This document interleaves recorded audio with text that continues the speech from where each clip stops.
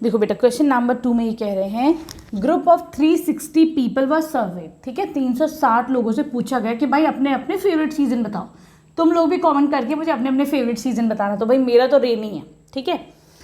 चलो अब देखो 90 लोगों ने कहा कि उन्हें समर पसंद है, 120 ने बोला रेनी और 150 ने बोला विंटर पसंद है, ठीक है। पहला क्वेश्चन तो ये विच season got the most vote, तो देखो भाई सबसे ज़्यादा वोट विंटर को पड़े, तो बड़ा आसान है इसका, फर्स्ट वाले पार्ट का विंटर सीजन, ठीक है।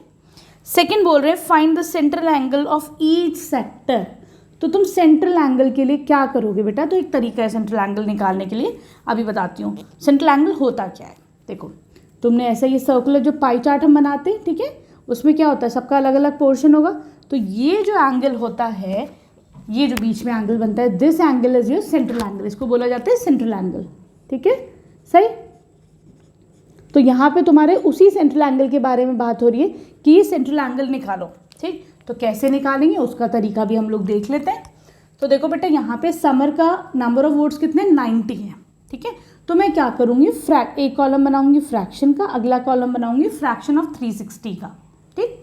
फ्रैक्शन मतलब 90 upon total number, total vote कितने भाई 360 हैं। दूसरा पेन ले लेते हैं, तो हम क्या करेंगे 90 अपॉन 360 कर देंगे, सिंपल, ठीक है।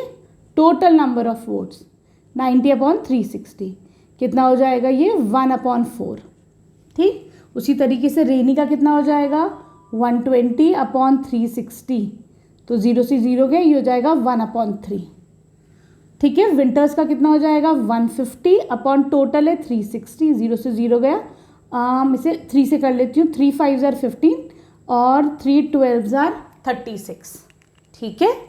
अब अगला क्या है फ्रैक्शन ऑफ 360।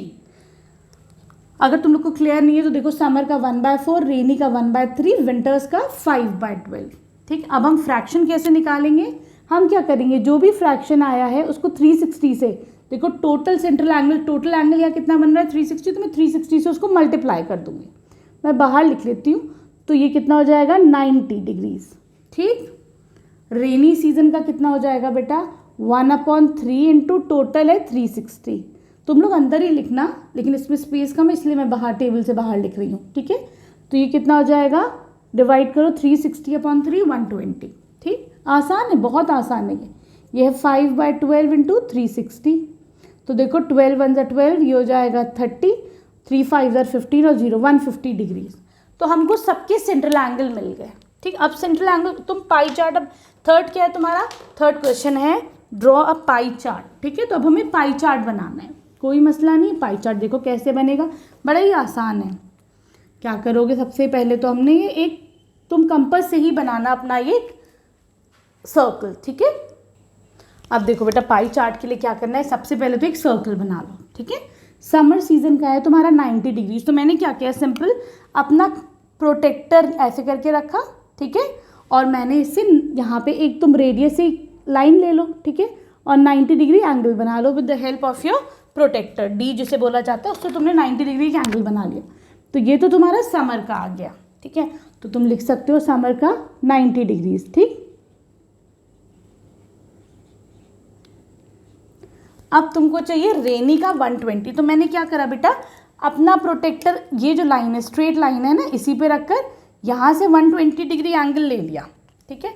तो ये एंगल तुम्हारा कितना हो जाएगा 120 डिग्रीज, और ये क्या है तुम्हारा रेनी सीजन, ठीक है, ये आ गया 120 डिग्रीज, ठीक।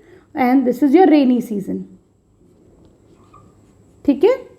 ये जो बचा ऑब्वियसली ये 150 ही बचा होगा, तो ये तुम्हारा हो जाएगा 150, और ये कौन सा सीजन है तुम्हारा, this is your winter season, ठीक है। So this is your pie chart, आसान था है ना, बहुत इजी है बेटा। अब आ जाओ क्वेश्चन नंबर 3 पे इसके।